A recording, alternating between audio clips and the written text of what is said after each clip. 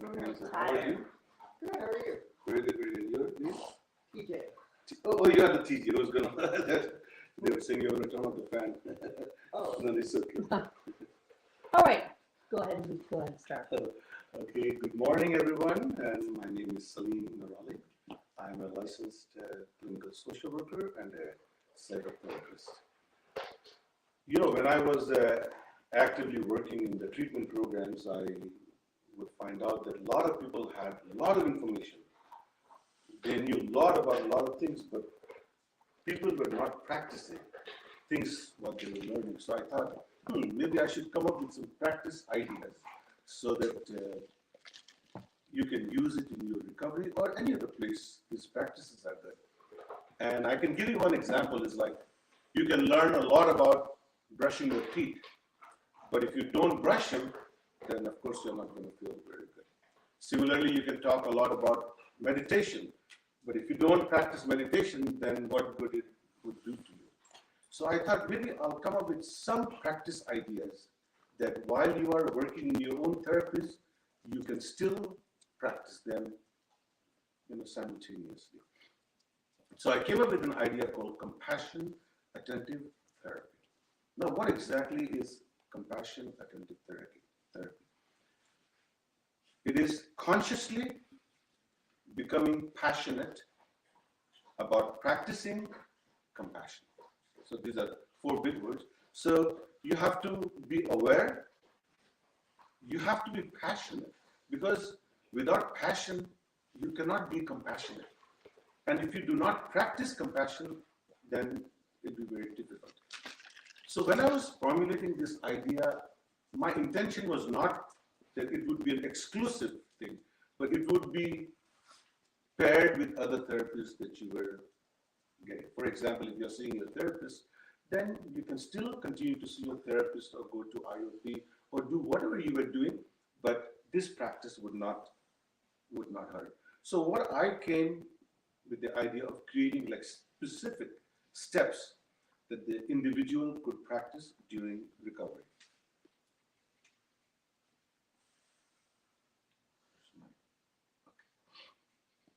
Okay, so let's talk about compassion, because this is about compassion attentiveness. If compassion was absent from this world, the suffering would simply increase so much that our humanity would someday cease to exist. If nobody was compassionate, then the humanity itself, the survival of the humanity would be so much more difficult. You know, there is a Hindu book called Bhagavad Gita. It's very well regarded. And Bhagavad Gita says that compassion is not a choice. It's compulsory. We all have to be good, compassionate human beings. It's the way nature had intended for us also. So Bhagavad Gita actually demands that we all become compassionate human beings. Now, what does compassion do? It can open many pathways that will allow us to transcend and transform. And when you transcend and transform, the perception of you, about you, or others' perception about you will never be the same. And I can give you one example, because in my presentation, I want to give you a few examples that you can remember also. Let's say you saw a bush. Just say outside there's a bush. And you see, oh, there's a bush, it has got a lot of thorns. You don't think too much about that bush. But with the sun giving the energy, the soil getting the water and the nourishment and the fertilizer, and one day you wake up in the morning and you see a beautiful, majestic rose in that bush. The bush has transformed from inside out. You will never think of that bush as, oh, it's an ordinary bush, but you will say it's a rose bush. So when you transform, people will not see you the same ever again. They will see you differently. And that's what compassion does. Now, compassion allows us to be in touch with our innermost emotions and feelings. Emotion dictates our sadness, our happiness, our anger, our fear. So it's emotion that we need to be controlling. Now, Buddha talked a lot about suffering. So suffering is a part of everybody's life. Nobody's exempt. But so is happiness and so is peacefulness. So compassion determines our destiny on a continuum. What I mean by that is, if it's on a continuum, let's say it's a suffering here and happiness over here. If you are compassionate, then you will be tilting more towards the side of happiness. And if your life was, if you're not compassionate, if you are not caring, if you are not kind, then you will be tilting on the side of a lot more suffering. So compassion is an important part that we must adhere to in our lives. Now, so what are my practices? This is what I want you to, pay attention to also. Practice, I said, I divided that into 6 steps. So step 1. Step 1 is about practicing quietness. Now, experiencing silence in our lives is very, very important. Now, you may think about, I'm talking about silence as being total void, nothing is going on, pin drop silence. That's not what I'm talking about. Silence is the opportunity to be awake. When we are silent, one part from inside becomes more awake, means awareness. And so now the question is, how do we practice quietness? So let's talk about a few things about practicing quietness. Well, you can sit down, close your eyes, and I would really like for you, when you sit down to practice quietness in meditation, sit straight so that your spine is aligned and you are focused. So that's one part of being quiet. When people talk about meditation, they think that everybody has to sit in the lotus position or say the mantra. And that's meditation also. But meditation is about becoming aware, about becoming conscious. You don't have to only sit down to be in a meditative state. So, you know how when Michelle does the bell, the sound of the bell, ting, and if you close your eyes and just pay attention to the sound of the bell, ting, that's meditation. You go outside and you look at your backyard and you look at the plants and you look at the sky and you look at the mountain.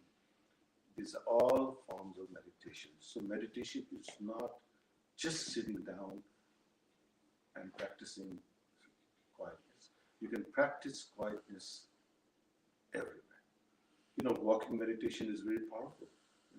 Have you ever done walking meditation? You can just meditate as you walk slowly and pay attention to where you are going. So meditation, the concept that we understand is just sitting down, but I'm sharing with you is you could be in a meditative state. So that's the practice you need to do. When I work with clients in their recovery, they were having difficult time just sitting down and practicing. So I would always tell them, and I'm sharing with everybody listening here or listening on the net, that practice quietness every day. So one story is when Buddha was enlightened, our perception is, oh, Buddha must have been floating in the sky, he was enlightened, his face must be glowing. Nothing happened like that. When Buddha was enlightened, he opens his eyes and he realizes that he's awake. Now, awake means not opening his eyes. Awake means he was in touch with his pure consciousness. That's awake. Enlightenment is to be fully awake. And so Buddha was at this place, in this small village, and he sat down on the Bodhi tree. And he was now more confused, bewildered. His confusion was not about him. His confusion was, How would I express this message to other humans who are not in the pure state of understanding, pure consciousness? So Buddha was now worried about how do I share this message because it was so far outside human understanding. So now he is fully awake and conscious. Now, how do I tell somebody what exactly it is? Because it is beyond our human understanding. And his fear was that no one would believe him what he was experiencing. So, in quietness, your awareness will enhance. So, therefore, you must practice quietness every single day, no matter what you do. Whether you're sitting down or walking or looking outside, pay attention to little things in your life. And you'll realize that your level of consciousness will increase. You will be a lot more realized as you practice quietness.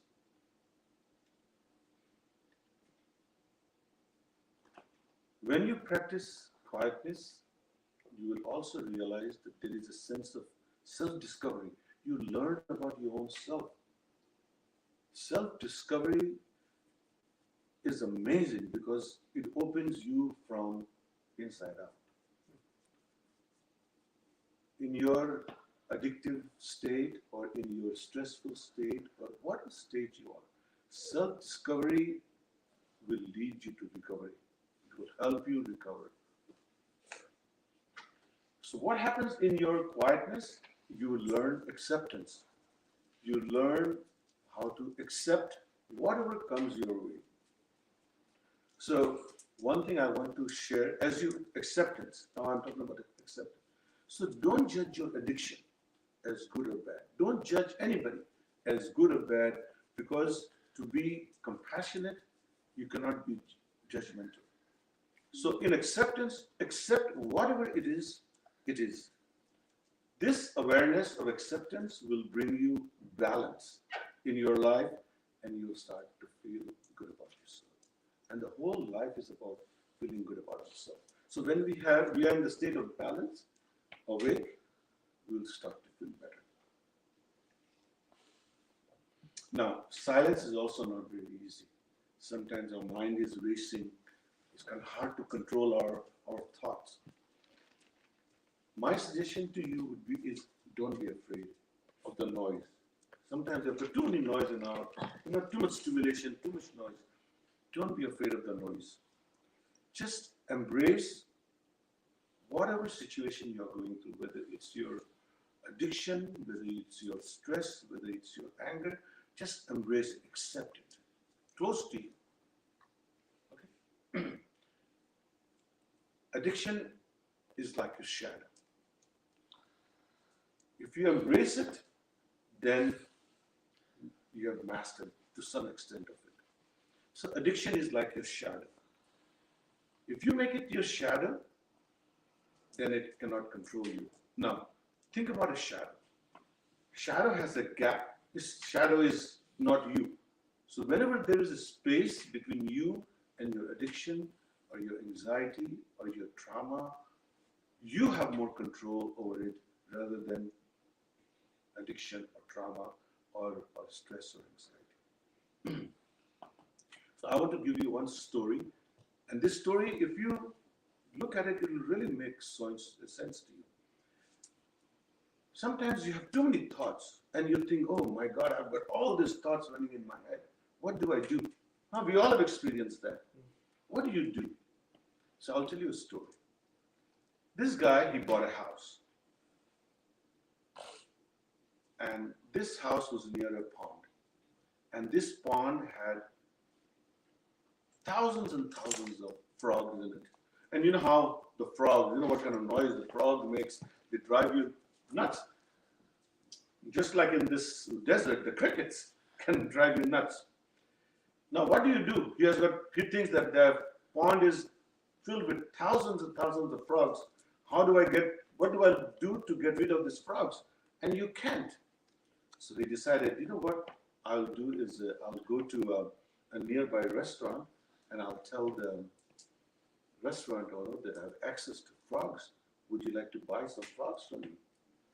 And the restaurant owner says, oh, okay, we could use, we sell frog legs and so forth. So the frog owner says, buy me, I'll buy 100 frogs. So this guy is all happy. He goes down there to buy, he said, I'll just catch 100 frogs in a few minutes and I'll make some money. So next morning he wakes up and he puts his bucket down and he said, I should get 100 frogs in 5 minutes. But of course, no frogs came in. So he took his dinghy and he goes in the middle of the water and he casts his net out and there are no frogs. But you can still hear frogs. He tried that afternoon and then he comes back to the shore again, thinking, I can hear the frogs, but there are no frogs. You guys are with me now? Mm-hmm. So this is the beauty of it. Then he says, let me just close my eyes and really figure out where this noise is coming from. And he kind of started to follow the noise. And he followed the noise and he got not 2 ways down, he sees about a bunch of frogs, 3 or 4 frogs. And those were the frogs making all the noises with, as if, the pond was echoing. Do you know if you have one cricket in your house, the whole house fills, there are hundreds of crickets, isn't it? In the desert, that's how, if you put one cricket in one corner, 1 or 2 crickets, it drives us nuts. That's what our thoughts and our brains are. We may have 1 or 2 thoughts, and it feels like our brain is totally occupied with thousands of thoughts. So when you feel like that, when you practice silence, you will be able to pinpoint those noise or those thoughts that are bothering you. And now then you can live up with it because you know that there are not too many and you will learn to ignore it, accept it. So that's why quietness is very important. So practice quietness every single day, no matter what you do, just by paying attention to the things around you. So that's step 1. Isn't it simple? Nothing difficult about it. Number 2 is the search. When you are practicing your quietness, and if you do it enough time, you will realize that you are not scared anymore. You are not scared of your anger, you are not scared of your addiction, you are not scared of anything because you've embraced them. Understand? You've embraced those feelings. When there is an inner acceptance, there is already a sense of mastery that they cannot hurt you. You cannot be hurt by them. So in your search, don't try to find answers. That's not the objective of the search. Don't find, oh, I'm looking for this and that. No, you are only searching for acceptance.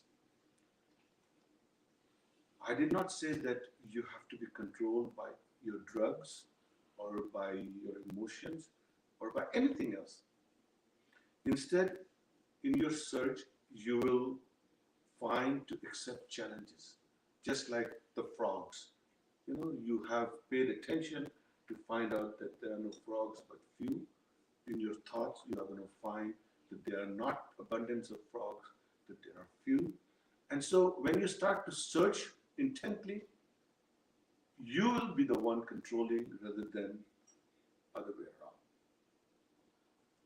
There may be many underlying issues we all experience in our lives. Trauma, grief, fear, anxiety. So work with your own therapist. Go to IOP, work with your therapist, work yourself, but at the same time, practice this quietness, practice this search. One thing about search is when you explore your past, the search is not to change the past anymore. The past is only to understand. And when you are thinking about your future, it's not to worry about. Future is not there. Future is beyond this. So you can spend so much time about future. So the only thing important is the present. You know how they talk to you about mindfulness, living in the present. That's what it is. Your search has to bring you in the state of centeredness, mindfulness, present day. There is a saying that past is history, future is mystery, but it is the present that counts. So that's number two. So practice quietness. Once you become comfortable in your quietness, start exploring the noise, the fear, the anger. Look at your past with the acceptance that you are not going to change it. You are going to understand it. And we all have pasts, which are good and which are bad. And you're going to learn from your good and you're going to accept your good and bad simultaneously, because the whole idea is that you want to start becoming in control of your own soul. So the purpose. We have been debating about purpose of life for millions of years or thousands of years. And we'll continue to debate about the purpose of life for a long, long, long time. You know, we have been given many gifts by nature, but two important gifts that I want you to pay attention to or look into it. One of them is our free will, and the second is intellect. And they must go hand in hand. You cannot exercise free will without intellect, or you cannot only exercise intellect and have no free will. When you have the free will, the whole idea is, an intellect is to make rational choices. You have to make rational choices because you have been given the best gift ever, your free will and your intellect. So I want to tell you a small joke. This is I read not too long ago on the internet. So this guy goes to a liquor store, and he buys a bottle of scotch, and he's got his bicycle there. He goes, so he puts the scotch in the basket, and while he was about to get on his bike, he thinks, hey, what happens if I fall down? The bottle may break. So he said, okay, you know what? Let me drink the scotch first. This way, if I fall down, my bottle would not break. So he drinks the scotch, and by the time he reaches his home, he had fallen down 7 times. And then he says to himself, see, it was a good idea to drink the scotch first. Now, think of this analogy. He used his free will, but there was no intellect. So he fell down because already too drunk, and he fell down 7 times. You understand what I'm saying is? So free will and intellect is like a dance. They must be in harmony. Otherwise, we'll be tripping over, just like this guy was tripping over, drinking the scotch first and then riding his bike and falling down. In recovery, I can tell you, whether it's in addiction or trauma, or if you are going through a stressful situation or any emotions.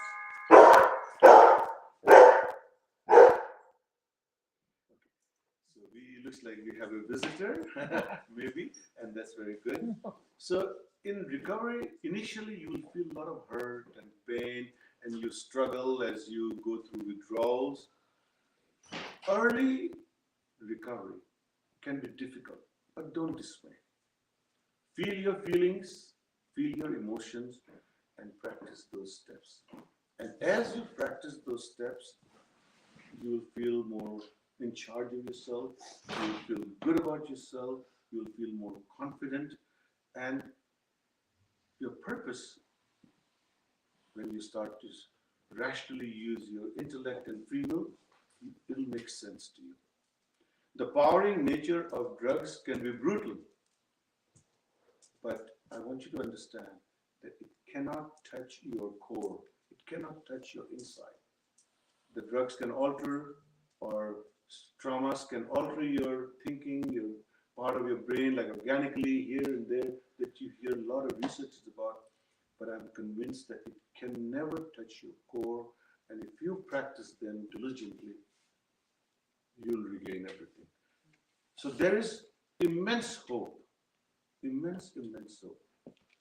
So I've been talking about compassion. I've been talking about this practice. How does all those fit into compassion? This is what I want to tell you. The fourth step is about service. Service, giving back. The amazing thing about serving others is that giving positively affects the giver. When you are reaching out to others, when you are caring for others, you will feel good. And that's what I saw with the clientele when I served, that they were feeling so much better when they started to be more compassionate, when they started to feel more kind, when they started to feel more, when they started to give in the form of service. Service is an act, service before self. Once I will tell you a small service story that I was engaged in. About 4 months ago, a friend of mine, he calls me and he says that would I be able to help him out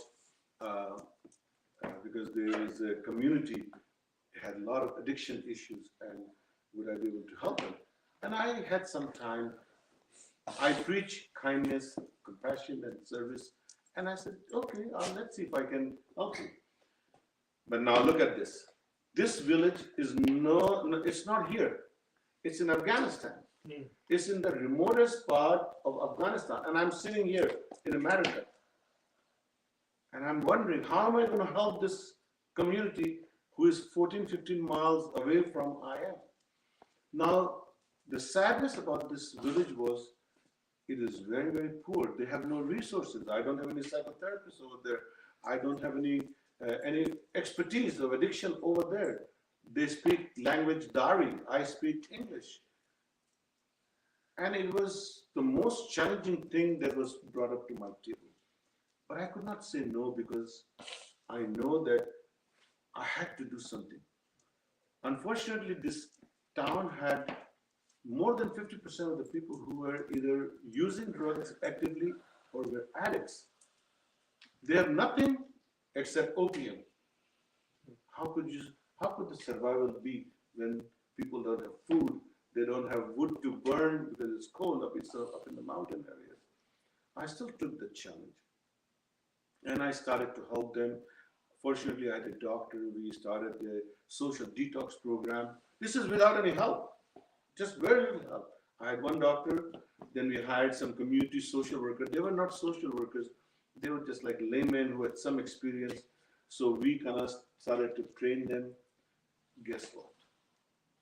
My contention before I did anything, that I told the whole community, the 650 people, that the program has to be based upon compassion, kindness, and service.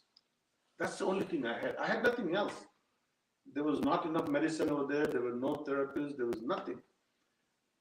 I had to only stand on these principles that I believed: compassion, kindness, and service. And they were like elders in the group, and I promoted I said, you have to treat the addicts with respect. You have to treat people with mental illness with kindness and compassion. Everybody has to come together. And I said that addiction or mental health and these emotional turmoils not only impact the individuals, but they impact the kids, the families, the extended families, and they will impact the whole community because they live close by, there is nothing else. And if you are struggling, 50% of the people are struggling with addiction and mental health issues. How in the world we are going to do anything for them? But to my amazement, this was like a miracle. Everybody bought the idea in compassion, kindness, and service. They all got together. The addicts said that, we are going to come to our treatment program. We are going to practice the things that I'm talking to you about. The seniors, the elders, they said that we are going to provide support to them. We've tried to find some food for them because they were in the program, the detox program, and then they were coming to the IOP that I created and a compassion group so that they could, just like in AA meetings, right? I created a compassion group for them. So in 4 months, I would start to get emails that the relapse was not together. There was a big space in relapse. They were not going from detox and going on doing the drugs. Now they were thinking about doing something for themselves. I gave them the responsibility of not only taking for yourself, but your fellow peers, help them out along the way. The whole community bought the idea.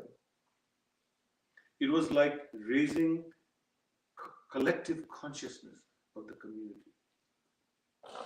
Now, after 4 or 5 months, after 4+ months, the other villages heard about us, and now they are coming to us and say, "Hey, we need help. We are also struggling with uh, with addiction and mental health, and we like your model of compassion, kindness. Can you help us out also?" That's the power of compassion, kindness, and service, because it's going to help you not only deal in your recovery, but it's going to help you from who you are.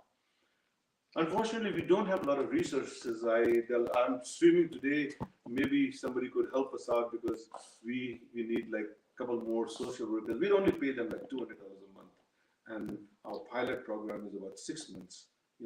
So if somebody was kind enough to help us out, I would really love to see that. We want to hire 3 or 4 nurses so that not only this community social workers, so that one of the programs we started to send them to the families. So at one place we ran IOP just like we have for 3 hours, and I started to talk to them about process groups and educational group, how to create more employment. So I was trying to build up with very little help, but then we were also sending the social workers to the community, helping the people who were not addicts to understand, to learn more about addiction and how not to indulge in, but also at the same time learn more about addiction, care for one another. And I did some behavioral things like keeping, I gave them a calendar and I said how many days you are sober, so it was kind of motivating to them. So this is very important. When you engage in these 3 things in your life, it will help you immensely. Be kind to one another. Your service does not have to be elaborate. Smile, it's a good service. Ask somebody, are you okay? Can I help you? Little bit of things. Everybody has to work on their own recoveries. Everybody has to work on their own challenges and mental health needs. But then when you just give them this support, it'll make you feel very good. Okay, so step 5 is also something that you already do through your AA, is journaling. But I want you to pay a little bit more clear, more aware, more practicing about writing story about your life. Everybody's life is like our own story. In our life, I'm the main character, I'm the director, I'm the producer, and then there are a lot of other characters in my story. So write your story. What's happening in your life? As if you're writing a book about yourself. Write your own personal story. Who you are, where you wish to be, what's happening in your life. If you have experienced trauma, write about those. These are the traumas, but I'm learning. I cannot change anything in the past, but now I know, I understand, and I understand what do I need to do with my trauma, or my addiction, or my fear, or my anxiety. So I want you to write your own stories. Every day sit down and then create a character in your story. And then you write about the character also. Just make it like your own novel. And I think it will help you grow. And then someday you're going to look back to your stories. It will make you feel good that you started from there and this is what you have achieved. Isn't it motivating? Isn't it inspiring? So please write your story. This is a practice. You can learn about things in the book, but if it's not used practically, then you cannot even evaluate your own progress. The last step, it's an amazing step. I want you to read about it, but I want you to practice about it. It's called devotion. You know what a devotion is? Devotion is, is like higher form of intelligence. We talk a lot about inspiration and motivation, but devotion is a practice. This is what we do when we are a devotee. So be devotional. What devotion does is it allows us to tap into our own unconscious. The whole realization process is that we are so close with our own deeper consciousness, our own awareness.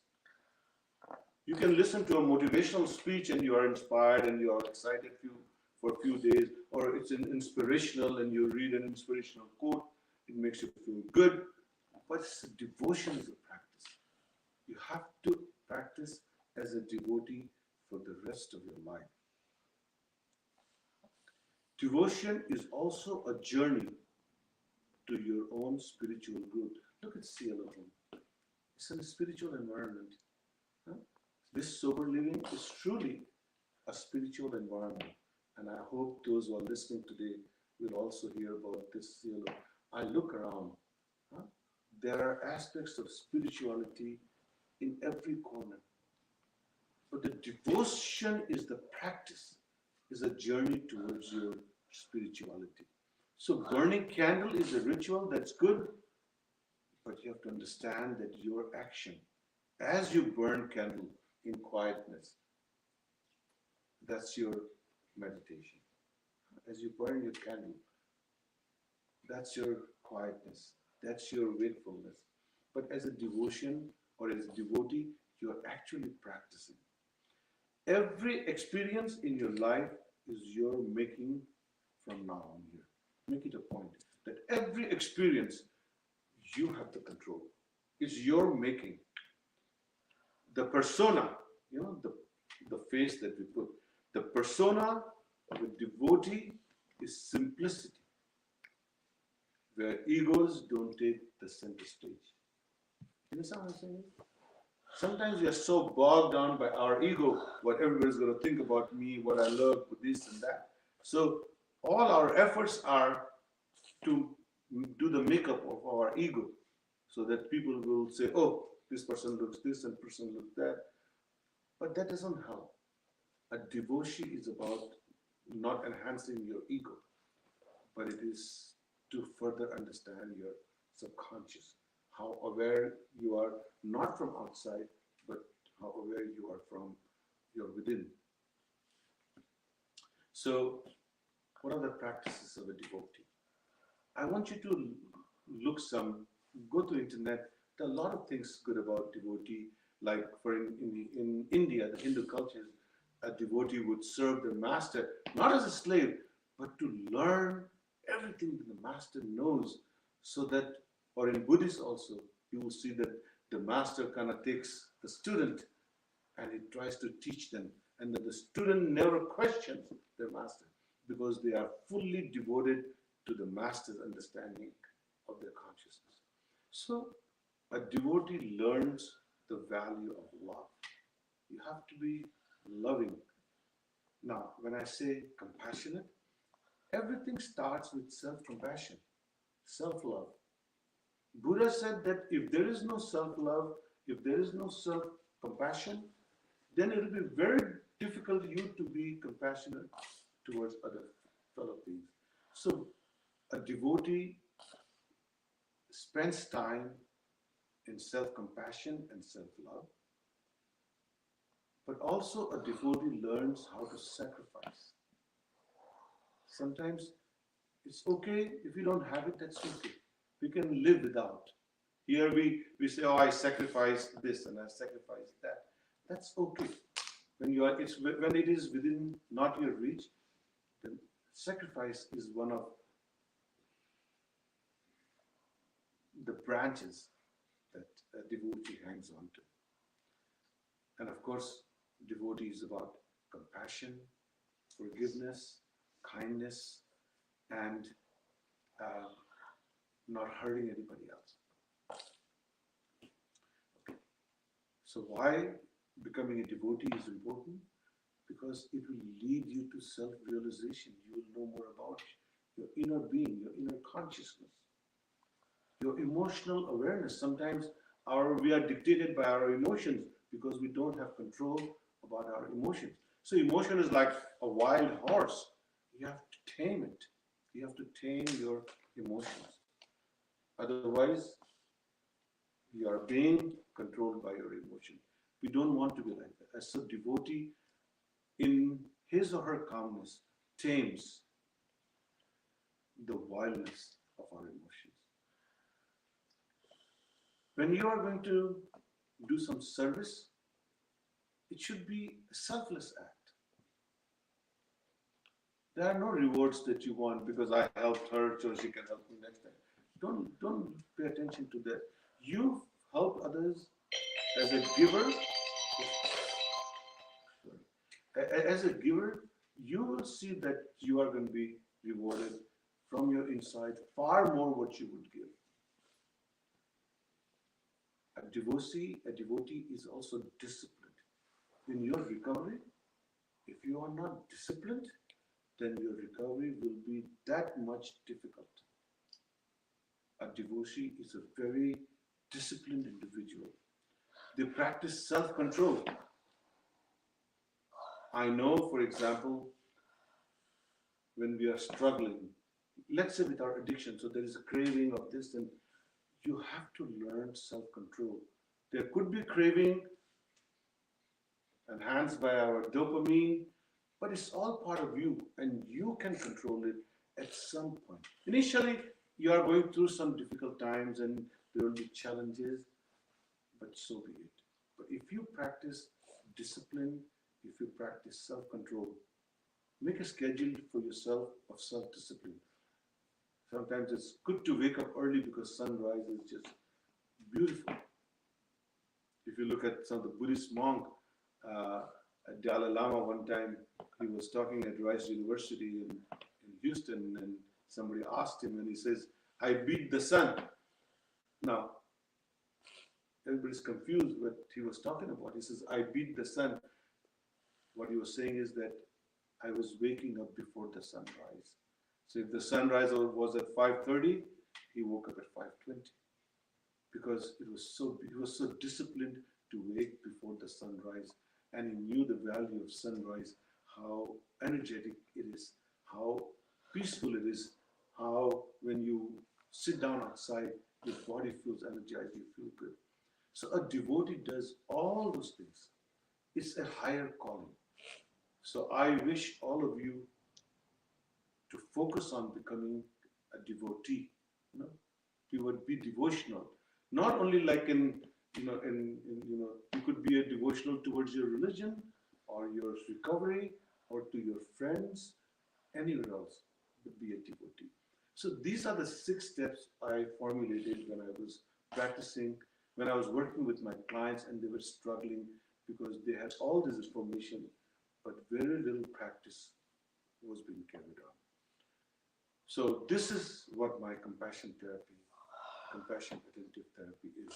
Once again, practicing passionately compassion, consciously, passionately practicing compassion. And I hope this presentation was helpful to you. Thank you very much. Thank you. That was beautiful.